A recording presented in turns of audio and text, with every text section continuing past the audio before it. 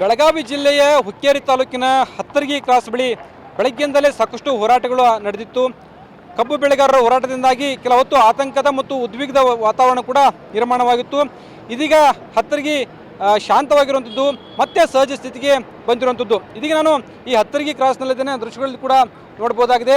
ಕಬ್ಬು ಬೆಳೆಗಾರರು ತಮ್ಮ ಒಂದು ಪ್ರತಿ ಟನ್ ಕಬ್ಬಿಗೆ 3,500 ರೂಪಾಯಿ ನಿಗದಿ ಮಾಡಬೇಕಂತ ಆಗ್ರಹಿಸಿ ಬೆಳಗ್ಗೆ 10 ಗಂಟೆಯಿಂದಲೇ ಇಲ್ಲಿ ಹೋರಾಟವನ್ನು ಆರಂಭಿಸಿದರು. ನಾವು ಅಂದರೆ ರಾಷ್ಟ್ರೀಯ ಹೆದ್ದಾರಿ ಪುಣೆ ಬೆಂಗಳೂರು ರಾಷ್ಟ್ರೀಯ ಹೆದ್ದಾರಿಯನ್ನು ತಡೆದು ಪ್ರತಿಭಟನೆ ಮಾಡ್ತೇವೆ ಅಂತ ಹೇಳಿದ್ರು. ನಂತರ ಪೊಲೀಸರು ಅದಕ್ಕೆ ಅವಕಾಶನೂ ಕೂಡ ಕೊಡಲ್ಲ ಅಂತ ಹೇಳಿದ್ರು. ಹೀಗಾಗಿ ಕೆಲ ಹೊತ್ತು ರಸ್ತೆ ಪಕ್ಕದಲ್ಲೇ ಪ್ರತಿಭಟನೆ ನಡೆಸಿದಂಥ ಹೋರಾಟಗಾರರು ನಂತರ ರಾಷ್ಟ್ರೀಯ ಹೆದ್ದಾರಿಗೆ ಬಂದು ಒಂದು ಪ್ರತಿಭಟನೆ ಮಾಡಿದರು. ವಾಹನಗಳನ್ನು ತಡೆದು ನಿಲ್ಲಿಸಿ ಆಕ್ರೋಶವನ್ನು ವ್ಯಕ್ತಪಡಿಸಿದರು. ಸರ್ಕಾರ ನಮ್ಮ ಮನವಿಗೆ ಸ್ಪಂದಿಸಲೇಬೇಕು ಅಂತೇಳಿ ಬಿಗಿಪಟ್ಟನ್ನು ಹಿಡಿದರು. ಸರಿಸುಮಾರು 3 ಗಂಟೆಗೂ ಹೆಚ್ಚು ಕಾಲ ರಾಷ್ಟ್ರೀಯ ಹೆದ್ದಾರಿಯನ್ನು ಬಂದ್ ಮಾಡಿದರು. ಪುಣೆ ಬೆಂಗಳೂರು ರಾಷ್ಟ್ರೀಯ ಹೆದ್ದಾರಿ ಬಂದ್ ಮಾಡಿದ ಹಿನ್ನೆಲೆಯಲ್ಲಿ ಸಾಕಷ್ಟು ವಾಹನಗಳು ಸರತಿ ಸಾಲಿನಲ್ಲಿ ನಿಂತಿದ್ದವು. ಇದರಿಂದಾಗಿ ಪೊಲೀಸರು ಈ ವಾಹನ ಸವಾರರಿಗೆ ಅನುಕೂಲ ಮಾಡಿಕೊಡಬೇಕು ಮತ್ತು ರಾಷ್ಟ್ರೀಯ ಹೆದ್ದಾರಿಯನ್ನು ತೆರವುಗೊಳಿಸಲಿಕ್ಕೆ ಮುಂದಾದಾಗ ಪೊಲೀಸರ ಮೇಲೆ ಕಲ್ಲು ತೂರಾಟ ಮಾಡುವಂಥ ಒಂದು ಕೆಲಸವನ್ನು ಕೆಲ ಕಿಡಿಗೇಡಿಗಳು ಮಾಡಿದರು. ಹೀಗಾಗಿ ಕೆಲ ಹೊತ್ತು ಆತಂಕದ ವಾತಾವರಣ ನಿರ್ಮಾಣವಾಗಿತ್ತು. ಸಿಕ್ಕವರ ಮೇಲೆ ಕೆಲ ಕಿಡಿಗೇಡಿಗಳು ಕಲ್ಲು ತೂರಾಟ ನಡೆಸಿದರು, ವಾಹನಗಳನ್ನು ಮೇಲೆ ಕಲ್ಲು ತೂರಾಟ ನಡೆಸಿದರು. ಹೀಗಾಗಿ ಸಾಕಷ್ಟು ಆತಂಕದ ವಾತಾವರಣ ನಿರ್ಮಾಣವಾಗಿತ್ತು.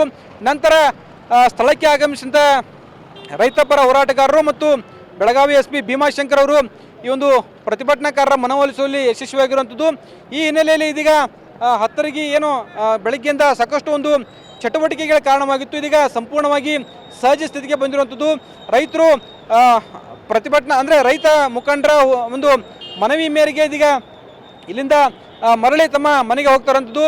ರೈತ ಮುಖಂಡರು ಅಂತಂದರೆ ಸದ್ಯ ಹತ್ತರ್ಗಿ ಹೋರಾಟವನ್ನು ನಾವು ಸ್ಥಗಿತ ಮಾಡಿ ಗುರ್ಲಾಪುರ ಹೋರಾಟವನ್ನು ಮುಂದುವರಿಸ್ತೇವೆ, ಅಲ್ಲೇ ನೀವು ಕೂಡ ಬಂದು ಜಾಯ್ನ್ ಆಗಂತ ಒಂದು ಮನವಿ ಮಾಡಿದ್ದಾರೆ. ಈ ಹಿನ್ನೆಲೆಯಲ್ಲಿ ಬಹುತೇಕ ರೈತಪರ ಹೋರಾಟಗಾರರು ಮತ್ತು ರೈತರು ಇದೀಗ ಇಲ್ಲಿ ಹತ್ತರ್ಗಿ ಕ್ರಾಸಿಂದ ತಮ್ಮ ಮನೆಗೆ ಹೋಗ್ತಾರಂಥದ್ದು.